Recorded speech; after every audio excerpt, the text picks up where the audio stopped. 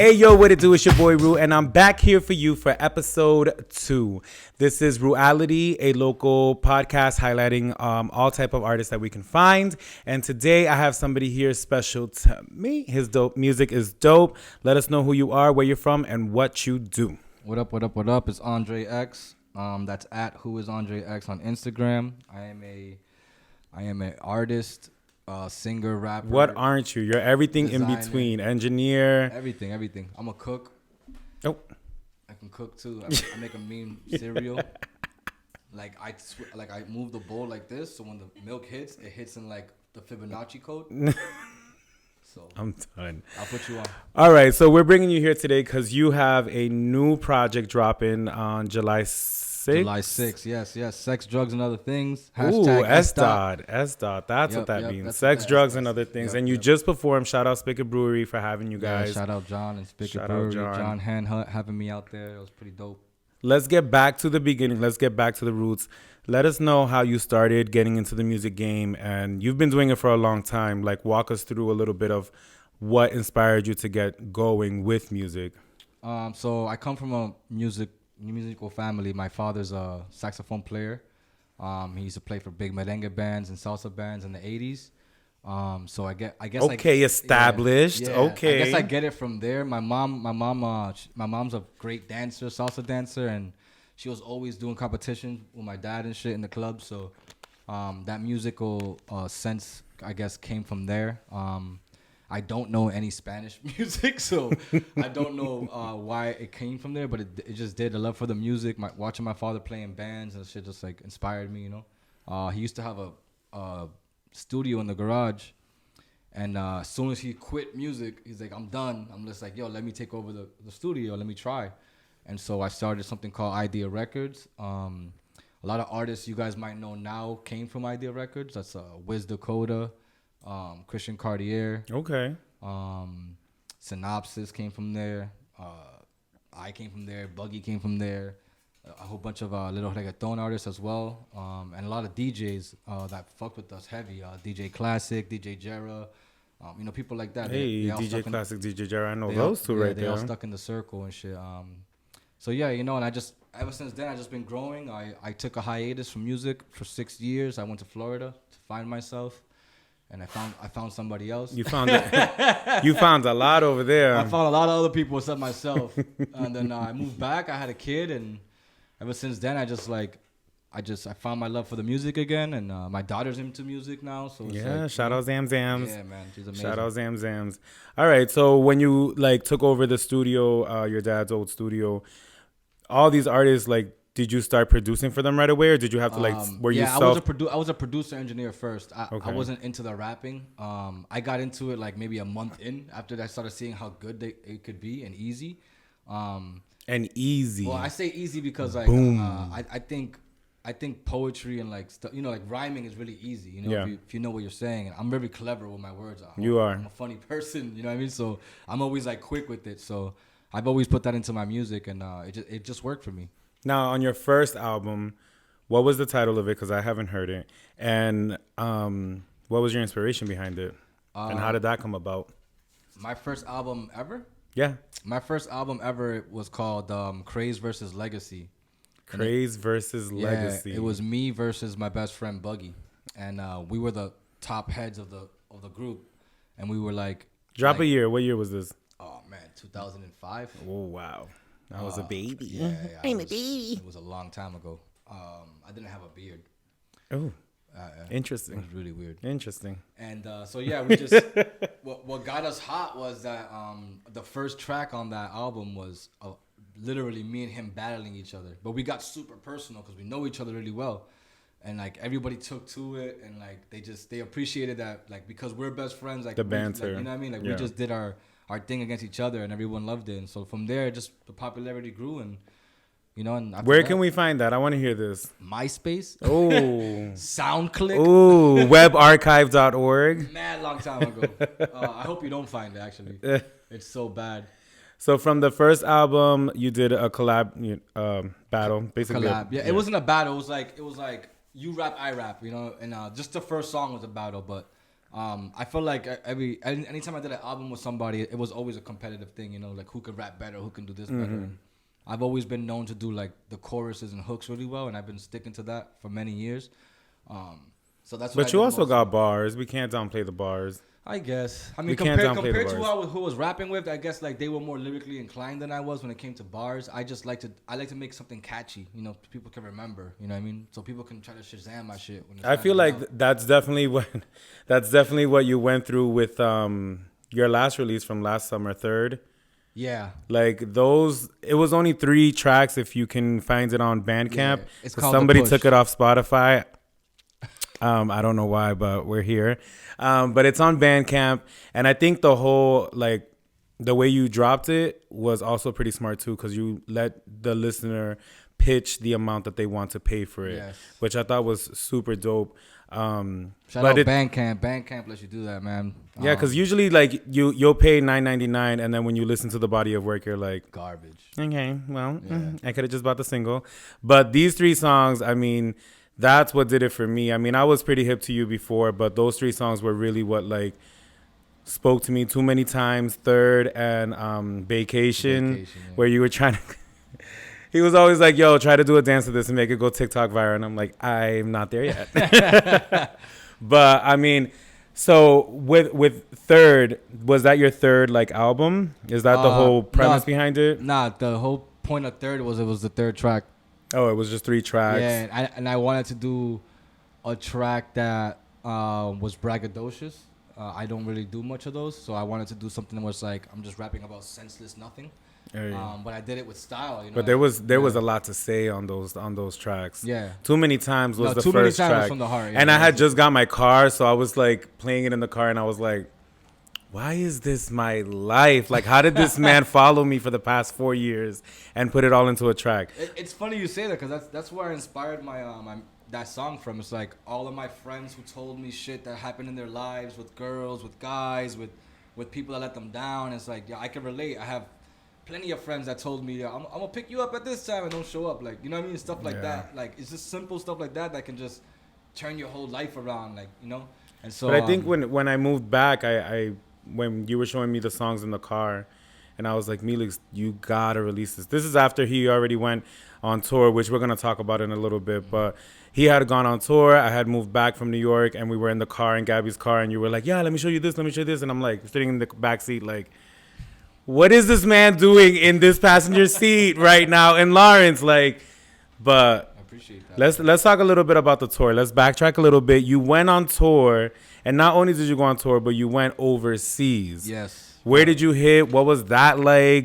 Shout out Rex and all the BMGI people. Rex is another Lawrence rapper. He's my OG. He took me out there, showed me the ropes. I then had no music out. I never put anything on Spotify yet. So and he took me like that, and I presented my music out there. I got a lot of love, and I met a lot of people. I went to Germany. I went to Switzerland.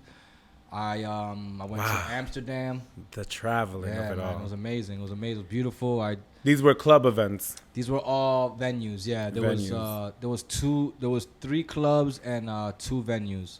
I was out there for a month, but we did a show a week, and then we did like side things like recording and like making beats and meeting people and taking pictures and shooting videos. So it was an experience. I'm glad he did it. I'm glad he took me. I did not get paid.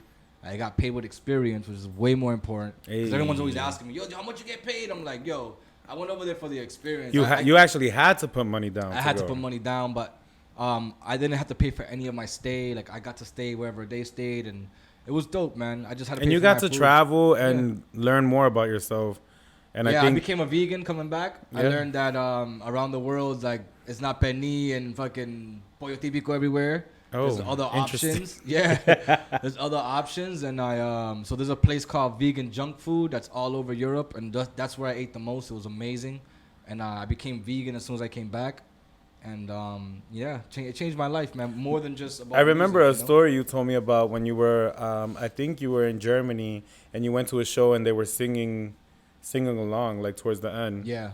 So I think that's pretty cool. Like, I think it's cool that I think that over there it was just German. They speak German, but it's not like there's a lot of English people.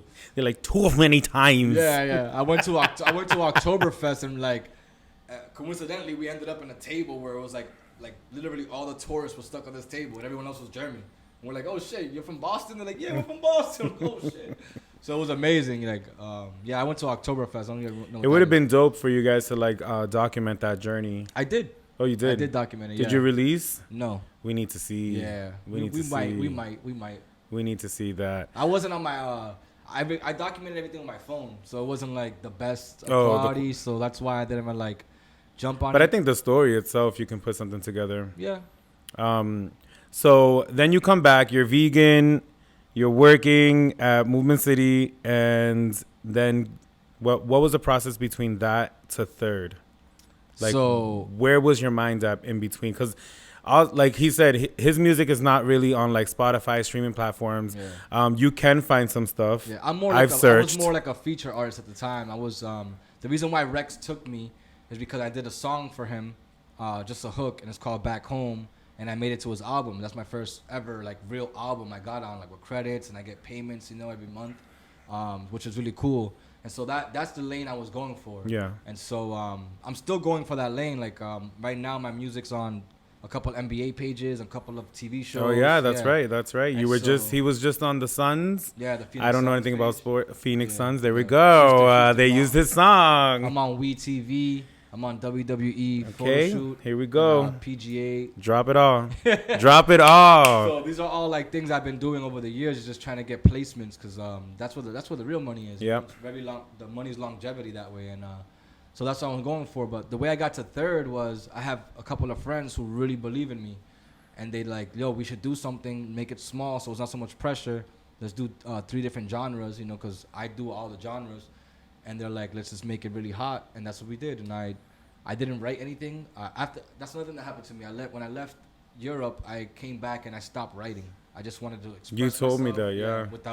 Without writing it down, because I'm a thinker. I think too much, and I complain too much. I'm a perfectionist, and so I'm just like, yo, let me just spit whatever I gotta spit, and it's been working for me. So all my music is all like punching raps and shit. Okay. Yeah. But Y'all heard it. the push EP is that, like, my friends believed in me. These three guys called the Squad, and they made the little EP with me, and we worked all the visuals ourselves, did everything ourselves, and it worked out. You know what I mean? Yeah, I think it was absolutely like dope. I was so hype over it. I think I paid like $20 for it because I was just like, yo, I fucks with this hardcore. I had someone pay. I had a couple of my friends, like personal friends. They pay like $50 for 3 songs.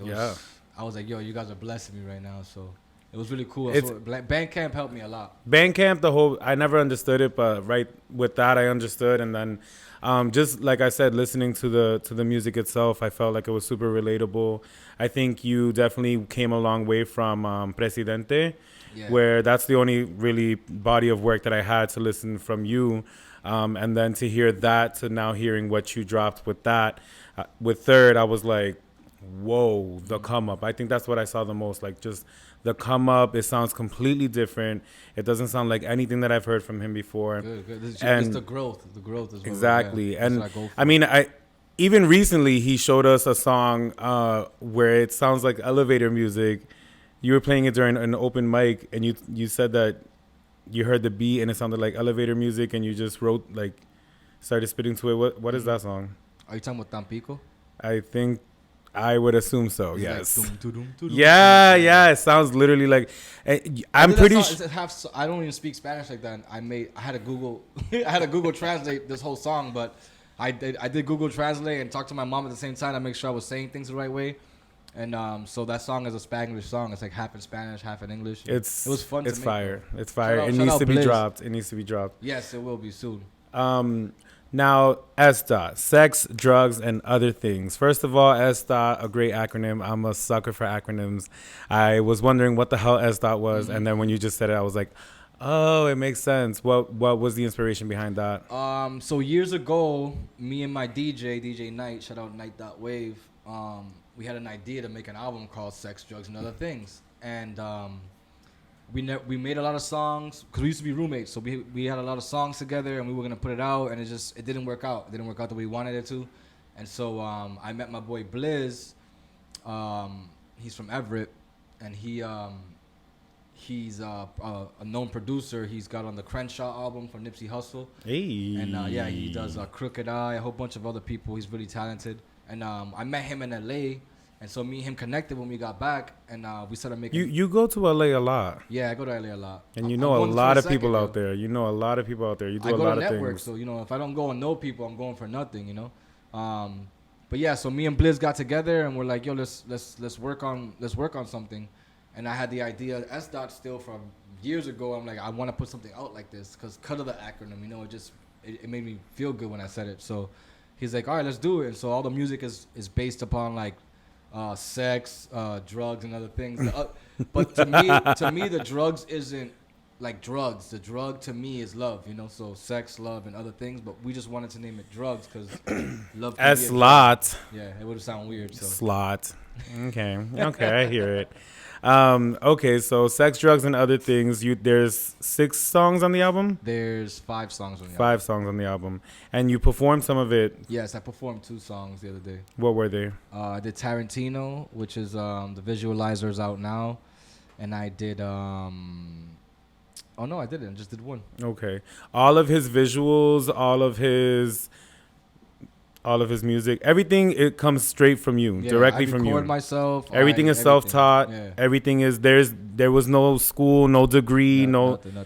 Everything is just you. And if you ever catch Melix on a regular day, I think you can see him in front of a MacBook doing this kid I'll literally walk in and be like, yo, look at this.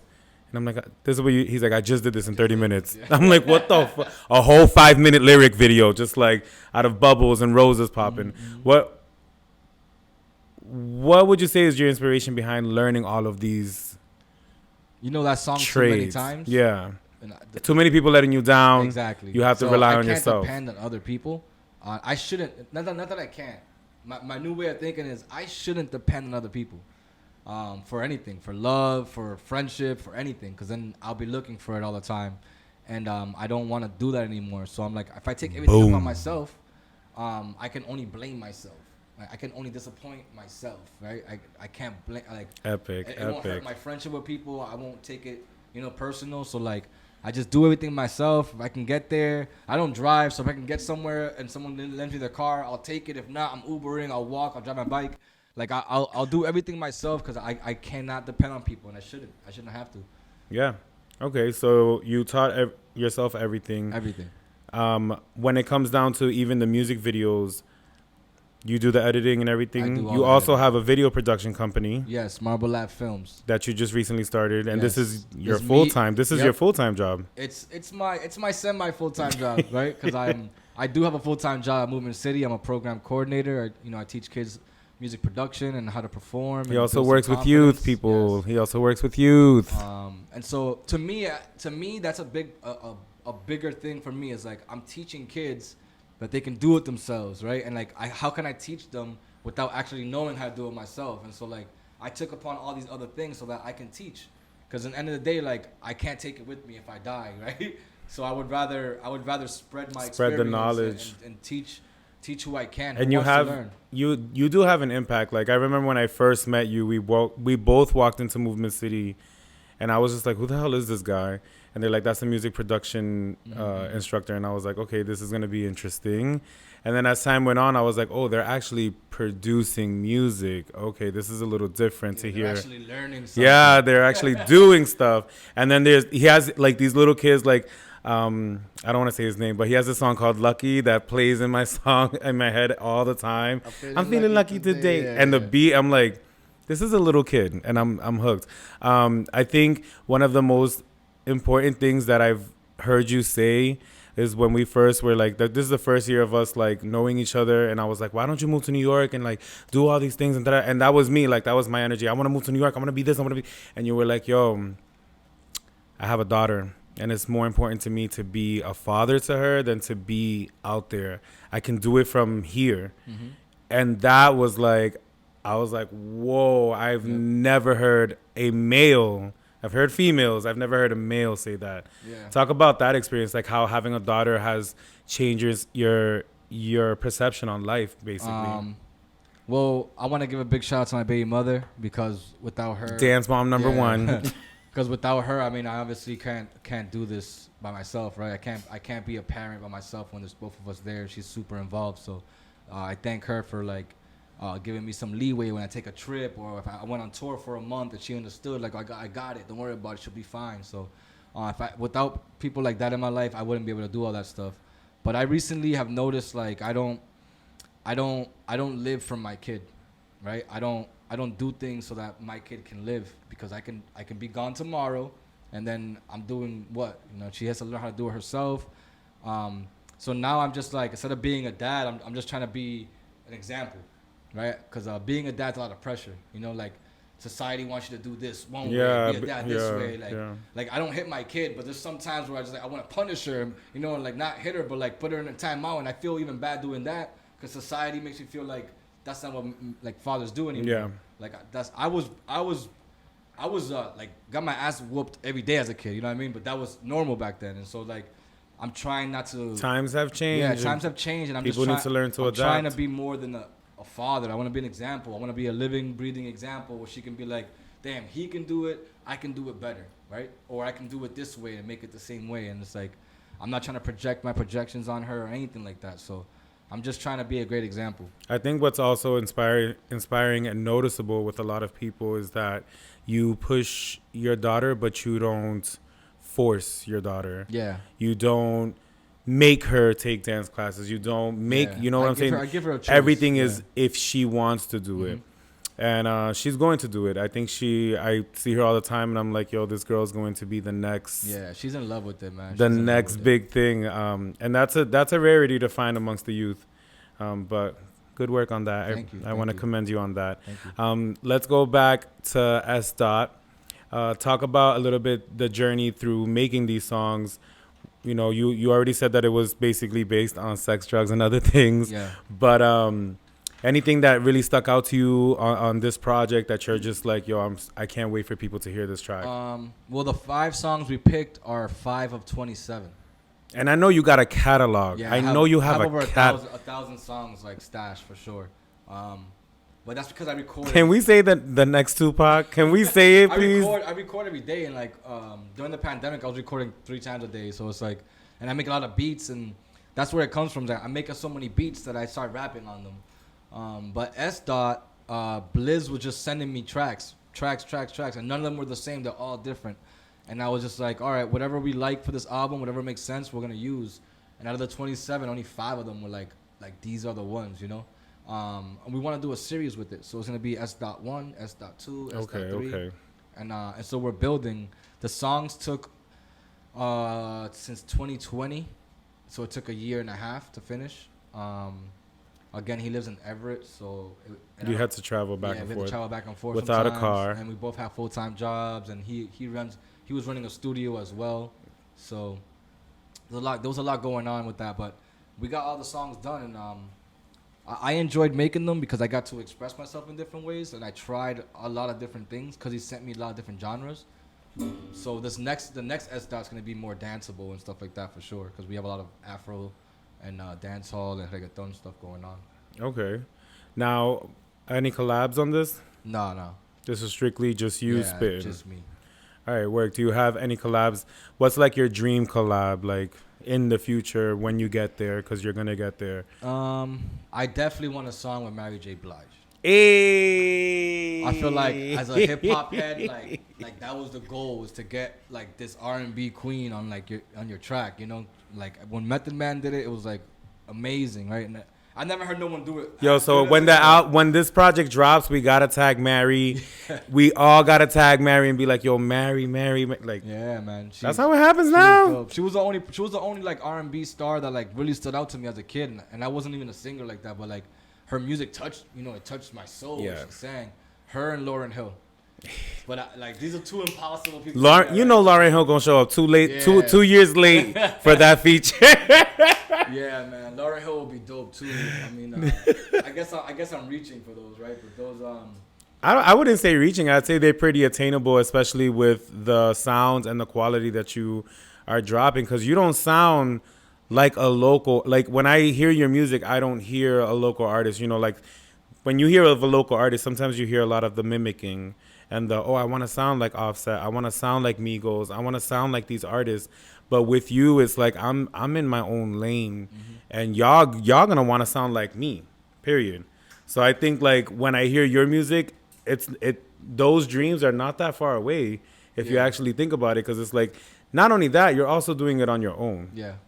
Which I think that's what's taking me longer though. You know what I mean? it could take you as long as it needs to take you, as long as it's taking you. Yeah, yeah. You know, that's the way that I'm seeing it. Because even with this, like I'm doing it all on my own. I mean, I have the help of really great people, but it's all literally like I just want to do it on my own. I want to learn everything, even through the fuck ups. You were on Sofrito Speaks when the audio was horrible, but I had to go through those things to understand what it is that I'm actually doing. So I commend you on that as well. With sex, drugs, and I was going to say sex, drugs, and rock and roll. Sex, drugs, and other things. Who else worked on it producer-wise? So we had Shorefire Creative Studios. His name is Brady. He mixed the album. He mixed it for us. But Surefire is a big thing. Yeah, man. Surefire is a big thing. That's a big little company. It's a company in Lowell, and they I heard they worked on Lisa Left Eye Lopez's album. Yeah, well, he did. Brady. He's back in the day. He got I think he got a Grammy nominated for that. I was like, he works I was all over that. He works a lot with Millie's and he got a lot of big artists on his belt. He gets plaques and shit. Like he's on it. Wow. And that's in Lowell. Yeah, it's in Lowell. It's right down the street. Right down the street. Yeah. There's a lot happening here in Lawrence. What would you what advice would you give to any local artists in this area, at least from what you've seen? Be yourself. Don't follow the fad. Don't try to be something you're not, and because you're gonna get lost in the sauce. It's gonna be harder to find who you are because you're trying to be somebody else.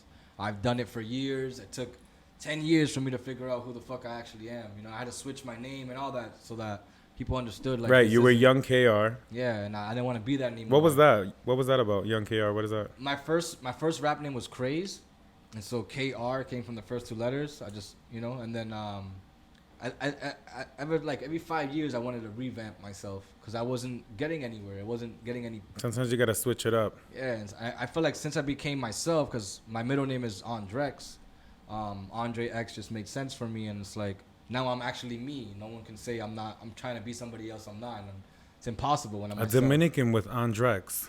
Yeah, Melix AndreX. Isn't that weird? AndreX. Yeah, my parents like X's. I don't know. My parents love X's so much they became X's. I'm done. So you recently did a podcast, Old Minds, Young Soul. Yes. Is that the name? I'm sorry. I might be butchering it. It was Old Soul, Young World. Oh, okay. Here we go. Sorry. And you talked about your Shout journey. out Jesse. Yeah, shout out. Your journey and how you doing. And I hope this is okay to bring up. You doing. I live my truths, man. Whatever you want to say, it's okay. You doing shrooms has just opened up. You had a really bad trip. Yep. That kind of just made you realize a lot about your life. I had a beautiful bad trip. That's what I call it. It was the most beautiful, enlightening bad shit that can happen to me. So, when I heard that, I was like, I want to pick the brain. And what was like? What were you seeing? What was going on? What was it that made it beautiful, bad, and trippy at the same time? I guess knowing that it's all in my head. When you do shrooms, your mind plays games on you, right?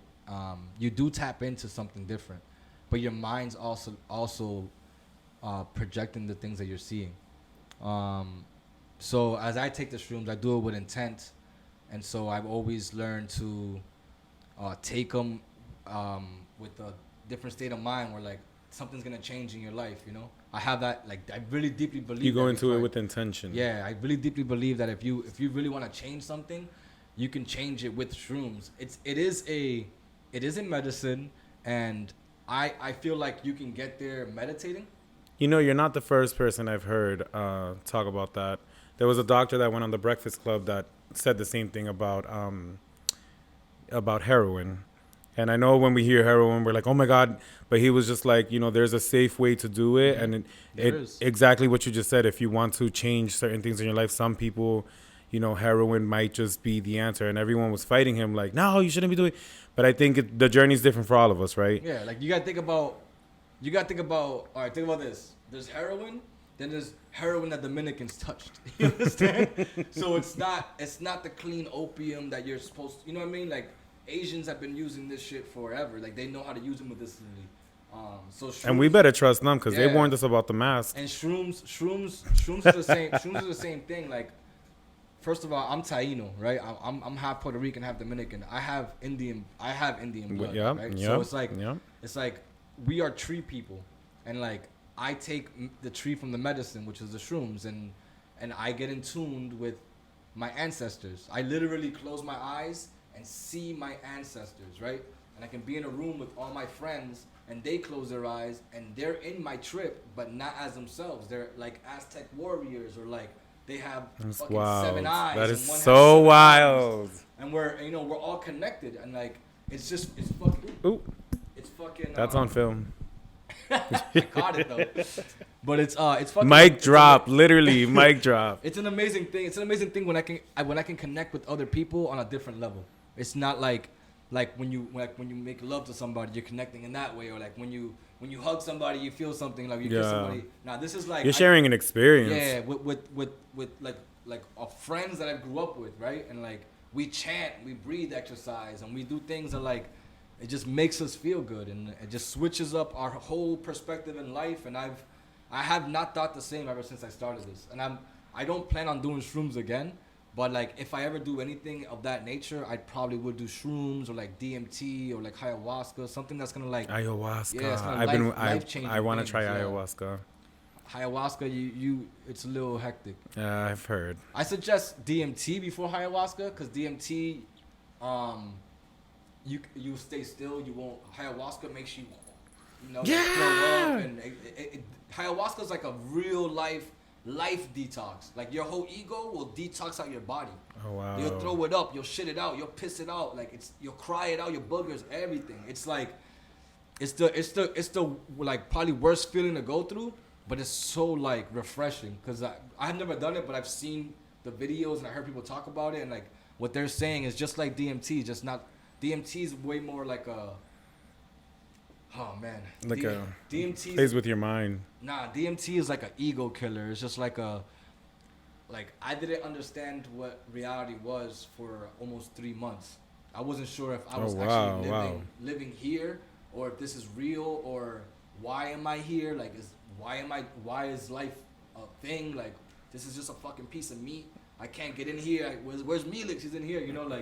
That's how crazy I was getting. Wow. But I was hugging my daughter every day. I was hugging my parents every day. Some people, I love them. And the one thing I do remember from DMT that's still sticking with me is like I'm so open to say yes, because like I've been saying no my whole life to everything. Like, yo, come do this, or can we go here, or like let's take a trip there, or would you like to eat this, or like like I was always saying no, and now it's just like, yo, you know what? I'm done saying no. It's been limiting me. Now that I say yes, I have the option to go. And then if I don't like it, well, now I know that I'm not going to come do this again. Mm-hmm. But I would never know unless I went, what I'm saying? So that's one thing that stuck with me after I done DMT. It's like, yo, I say yes to almost everything. That's healthy for me. You know what I mean? That's healthy. That's going to build me and make me a better person. Work. So one thing that you did say is when you came down from your high, you stopped smoking. Yes. You decided to stop drinking? I stopped drinking when I came back from Europe. Okay. So actually, I stopped drinking before I went to Europe, because I was an alcoholic. I was drinking every day. I was buying $20 bottle of Hennessy every day. That Henny will get you. Yeah, man. I was making a lot of bad decisions and just doing stupid shit. And like, if I'm gonna be a dad, like I said, I want to be an example. And like, I don't want to do this shit no more. And it was just killing me. So I stopped doing that. The smoke too. I was an Advent smoker for 15 years, and like I want to be done with that. I don't want to depend on anything. You know what I mean? I don't have to depend on anything to make me feel good when I can just wake up and smile and be like, yo, I feel amazing. I woke up. You know what I mean? Yeah. The weed didn't do it. The liquor didn't do it. I woke up because I wanted to wake up. You know what I mean? So Do you think your sound is gonna change now from completely. Yeah, has it already? Yeah, I have not recorded since I stopped smoking. Yeah, It's been like, it's been a struggle. yeah, but it's because I'm stuck in the feeling of like, oh, every time I recorded, I was smoking. You know, it added to the experience. You're stuck thinking that that's what you need That's in what order I to. needed, yeah. And now I'm just trying to get over like, I don't need that. I just need to take a couple breaths and relax and just get through it. And I have some songs that I have recorded, but it's definitely been a struggle to find like my niche again. Okay. So, What can we expect from you within the next 2 to 3 years? my next album is gonna be all produced by me. It's gonna be 30 songs. On that Chris Roundy right there. It's gonna be 30 songs, all produced by me, all written by me, all recorded by me, and I really want to get into expressing myself through video and visuals, and so in the next 2-3 years, I'm not planning. I know that I'm gonna be progressing with the videos and just traveling a lot more, because having a camera in your hand has helped me so much get into places that I never would have got into just being AndreX. Because everyone thinks they're better than you, but as soon as they see that they have something that they need, like a camera, you're in the door. You know what I'm saying? And so like me and my boy Melks have been noticing that, and that's what we've been using to our advantage. And we get in the door, then all of a sudden we're on a track. Then all of a sudden we're shooting the video. Then all of a sudden we're making the beat, or I'm recording somebody. So a lot of other people would probably look at that and be like, well, that's more work than just being invited onto a track. But I think it's more meaningful to be able to offer way more than just a verse. And the relationship you build with the person, because you never know. Yeah. You never know who you know and who they know and what opportunities that can bring you. Yep. And that's exactly what it's done for us. It's like we brought a camera to New York when we go to the studios, or we brought a camera to New York when we went to LA, and like or Atlanta or Texas when we go traveling, and it's like it got us in every door, like no problem. You have a camera? Oh shit, take a picture. Oh shit, take a picture, you know? Give me your Instagram. And then from there we get followers, you know, it just keeps building. That's a smart business tactic there. And it's a plus that we actually know what the fuck we're doing. You know what I'm saying? Like we don't. That helps. That part. That helps a lot. So that's the biggest thing about that, is like we know what the fuck we're doing, and we love to do it too. I love shooting videos. What's droga? So droga is do right on God only. I'm sorry, and it's droga, do right on God always. It's my boy Short Fuse, who's a producer from Lawrence, who just dropped an album called Goya with Terminology. They have this is their third one, so it's Goya 3, and now he has his own clothing line. It's called Droga, and he got shirts and hats, and he makes beats, and that's at Short Fuse, short FYUZ. Okay. And he's amazing. All right. He's another inspiration in my life. That's like, I watch him do things. I'm like, okay, if you can do it, I can do it. You know what I mean? He's also a father, so a single. It's father. Good to have friends like that around. You know. He's very inspirational. He's actually the reason why Rex took me on tour, because I'm so close to Short Fuse, and they're like, yo, it's gonna work. Let's just all go. You know? Okay. So. All right. Well, I want to remind everybody to head over to the YouTube, no longer the Patreon, the YouTube page, to see the performance that we recorded, the visual that we recorded for you. And I want to thank you for coming on. You already know how I feel about you. I think you're absolutely amazing. I know only great things are coming for you. I look up to you a lot in music. Melix is actually the one that produced and made the track Get It Now. I sent him a very rough draft. And I created your logo. Oh, and the Reality logo. Yes, you better claim it. But thank you for coming on. I really do appreciate you. And I know that great things are coming for you and Zamaya and everyone else that's around you. You have such a beautiful mind and such a way of seeing things that there's only one thing you can do is admire it. So, I want to let you shout out anybody that you want to shout out, anything that you want to get off your chest real quick before we wrap this up. Yes. I want to shout out Pito for coming by and shooting my pictures. Hey! He's been my neighbor since I was in the 5th grade. Oh, yeah, I've known him that long. I haven't seen him in a couple of years, but I'm glad he's back. I want to give a shout out to Night.Wave, who's been giving me rides and helping me out all the time, which I totally appreciate. I want to give a shout out to Gabby, who always lets me use her car. And I know she's gonna watch this and be like, "Really?" Yeah. Nah, she's a beautiful person, man. I want to thank She's her amazing. big Gabby's time. amazing. She's like my, we call her my work wife. Yeah. Because we're always together. We do. We call her that. I You know love what her. I'm saying? Yeah, and I want to give a shout out to my retreat group. If you're listening, you guys are the best. You guys always keep me centered, and every time we trip the right way, and we change people. Hey, there's a retreat group. Yeah, so it's a group of men from Lawrence, and we all get together, and we're all in different parts of like our lives, you know, and we're all doing successful things, and you know, we just all connect on a level that I can't connect with nobody else, and those are my guys, you know. Epic. Yeah. Epic. Noted. Yes. And a big shout out to Movement City. We're doing summer camp, and we're gonna do a big show on the end of the summer. I haven't told the kids yet, but we're definitely gonna do it. So I hope people enjoy that. I'm getting the girls ready. Yes. We're definitely gonna do something big. But already then, I want to shout out Michela, George, and Kat for being here and helping out. Shout out to you too, Pito, for showing up. Shout out to you. And yeah, anybody who's listening and taking a chance on us on this podcast, absolutely respect you. And y'all already know what it is. We'll see you in a few. All Bye. right.